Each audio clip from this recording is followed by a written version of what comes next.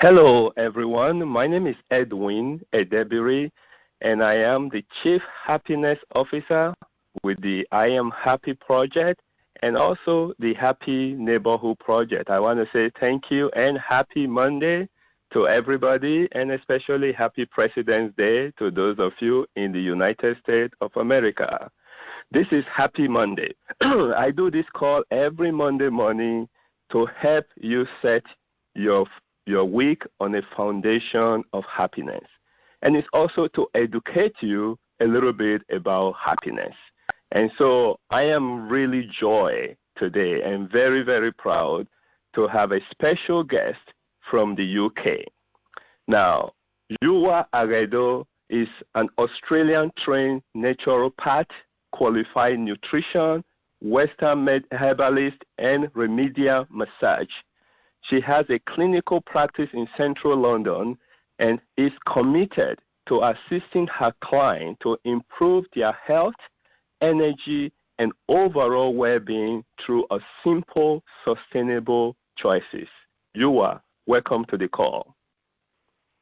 Thank you so much, Edwin. I'm very excited and happy to be joining you all on this call. And it's been a beautiful day so far in London, officially the first day of spring. The sun's shining, so thanks for that lovely greeting. All right, fantastic. Well, we're having a little rain here in California, but it's still very beautiful, so we are enjoying it. Good. So I want to jump right into it. What is naturopathy? Well, naturopathy is like it's a holistic and nature-based system of healing, and we use a whole number of different tools, but it's really characterized by the fundamental principles, and there's 6 main principles, and I'll just discuss a couple of them. But the first one is most certainly that we believe in the healing power of nature. Yes, it's the first principle of this nature-based healing system and medicinal system is that we believe in the healing power of nature, and nature is all the things that we've created around us, so our external environment, the air, the sunshine today, water, plants, natural foods, all of these aspects that we know that in terms of us engaging with them, they really support our return to health. And nature is also who we are. So, if you believe in the healing power of nature, then there's a movement towards healing and restoration that occurs within our own bodies as well. And so what we're just trying to do in terms of the therapeutic work is to unite these two forces. So I think that when we see people out of balance, there is some level of discrepancy between what their body needs and what their mind needs and what they need emotionally from what actually they're experiencing in life, and first and foremost we identify what's the obstacle towards that, and then use a range of different tools, whether that's nutritional medicine or phytotherapy, herbal medicine, or massage or exercise techniques to actually redress that balance. Wow. So what I'm hearing is this: if we do our part, nature should take care of us. Exactly. except that we don't do our part. we do different things. Okay. All right. So how can this nature-based healing system contribute to happiness? Well, I think I was having a real pondering about this because mostly I've been seen in the UK, and as you mentioned in my bio, I was trained in and British, but I was trained in Australia, and pretty much exactly 10 years ago, goodness, yeah, so 10 years ago, 2007, in February, I returned to the UK, and at that point, there wasn't really that much talk about, natural health or nutrition or naturopathy, but now this is really, really, it's a bit of a buzzword, and you see Instagram kind of like saturated with all sorts of images and of food and people looking fit and healthy, and I started kind of just pondering, like, well, more and more people are getting healthy, but why should we really be healthy? Well, if you think about it, why should we do anything? But I was thinking, why should we be healthy? Okay, maybe we want to do it so we can look good and feel good. And then I asked myself, well, what's behind that? What's beyond that? And maybe we want to feel good and and be around to take care of our families and appreciate what we have in our lives. And then I think beyond that, I kind of got to this point. I kept asking, well, why behind that? Why behind that? And I got to the point where I realized that actually sometimes when we're unhealthy or if we're out of balance in any way, things can really trap our attention. It makes our attention kind of draw in, so we're aware of that pain, or we're aware of that ache, or we're aware that we're not really feeling that great, and our attention is constantly on ourselves. And I think the more that we kind of draw on systems of health care and allow ourselves to mature in our own ability to take care of ourselves and be healthy and be in balance, I think one of the benefits that I see from that is that actually energy and mental clarity that we get from it, and the lightness of mood, the balance of mood that we get from it, ultimately creates and allows a space of freedom that we can actually really serve more, and we can be there more present and in a better way for the people that we care about in our homes, in our families, in our workspace. And ultimately, for me, I think that's where the happiness comes from. We have a happiness within ourselves, but I think the happiness comes from when we can really impact other people in the most, with the best parts of ourselves, essentially. That is awesome. It's so funny you say 10 years ago, it seemed like there is a lot of parallel between the naturopathy, medicine and happiness, because it was just about that 10 years ago that happiness movement really also started to gain momentum. I do remember in 2010 when I hosted the first Global Happiness Summit, and people were still looking at me weird and thinking like, okay, what's going on here, and so but now it's exciting because there's a lot of foundation actually spending grant money to do research on happiness. So it is exciting. It is exciting. And then there's another thing you said about just the way you kept asking yourself why and why and why and why, and start going deeper and deeper. And that's the same thing I ask people about happiness. When we do anything we do and we drill it further, it goes down to happiness. So with that in mind, and I think you've already touched on this. So what's your story? How did you become a neuropath or naturopath? I'm still trying to make sure I say it correctly. That's okay. That's okay. Well, I just remember when I was a little girl that I wanted to be a nurse at some point. I can't remember what age, and then I wanted to be a doctor.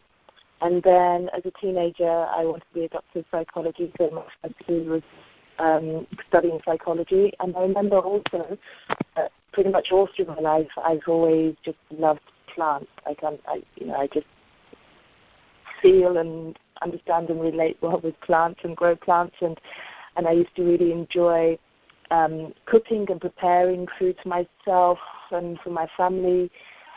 In my mid-teens, I'd enjoy going to the market and buying all sorts of lovely, fresh produce and seeing how I can prepare.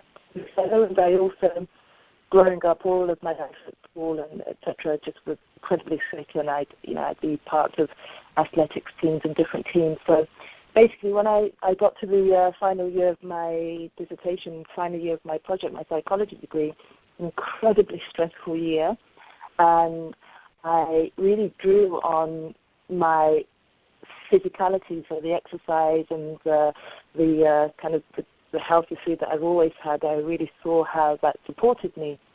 So when I finished my degree, I just thought, I know that we've got an incredible amount of power in our minds and in our perception and in how we look at things, but I felt that I needed to understand more from what I inherently understood about how fitness and food would impact our states of mind and would impact our lives. So straight after my degree, I traveled around Asia for a little while and in Australia for a little while, New Zealand, South Africa, traveled a little bit and just kind of would be so curious about indigenous people, well, not indigenous but necessarily, but just people from those countries and what they would do and how they would eat and how they were living their lives. And I think towards the end of that 2-3 year period, I really got to the point where I'm like, I really want to understand more about, nature healing, so herbs and nutrients. And as it happens oftentimes in life, I didn't particularly know that there was a course called naturopathy in existence at the time, but because I decided that I'd really just allowed my heart to express that this is what I wanted, and I'd share that with people in my world, then I started having communications coming back, people saying like, oh yes, you should go to Australia, they have courses here, and this kept coming back from a number of different people. And when I started checking out what they were saying, I saw, pretty phenomenal training systems that I just knew immediately that had my name all over it. That's what I have to do. That's what I have to do. That is so true. That is also, again, it's still fascinating to me, though, how powerful nature is. Just going out for a walk and just getting the sunlight shine on you, drinking water. I mean, these are all things that really doesn't cost anything. And yet we take them for granted. Well, as we kind of get this closer, close to, Yuwa, I always like to live with something very practical. So the first principle of neuropathy is the healing power of nature. So what practical step can you offer our audience on how to harness this healing power, to support their health, healing, and happiness, of course? Yes. So as I said, first and foremost, you've just questioned what is nature. For each individual, what is nature? What do you identify to be nature? So if you recognize the nature outside your window, outside your home, and you see the trees and the sky and the air and there's maybe water if you're, wherever it is that you're living, maybe a really simple practical step for you is actually just perhaps on your walk to work, ensuring that you walk, if there's a place via a small park, then you can walk through a small park, so to appreciate the nature there. Or I even think human beings obviously human beings are nature, so as we're walking to work, rather than us looking down at the ground and being so focused and not necessarily present, then we can acknowledge the nature of another human being and just smile upon them as we give you if we have an opportunity, as you just mentioned, the incredible power of just water, just sunshine, that making sure that when we're at work that we have regular breaks to re-nourish ourselves. And it can be, I think ultimately the time goes into just getting into the practice, because when you do things, it doesn't really take that long. So making sure that we're having regular breaks to rehydrate and get some water.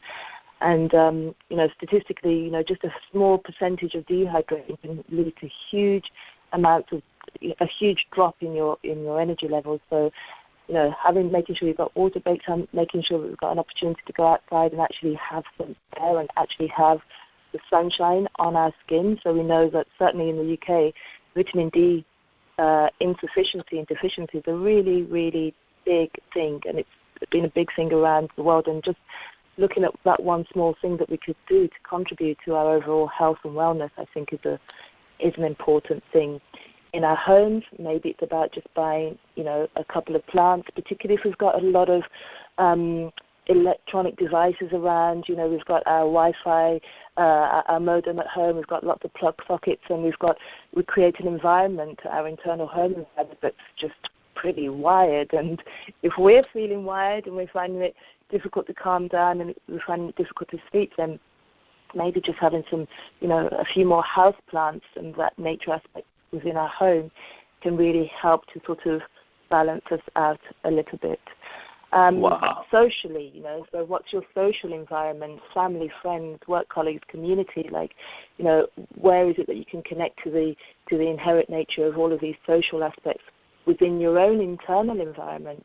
What's your nature? What's your essential nature? How is your body designed to work? And your body's nature is to move. So let's move. Make a decision to move. I think That is really so simple. Awesome. Yeah, that's what I'm taking notes as fast as you're saying it, and I'm looking at my list, and I'm saying, wait a second, this is so simple. Take regular breaks at work. Drink water, rest. Go to the sunshine.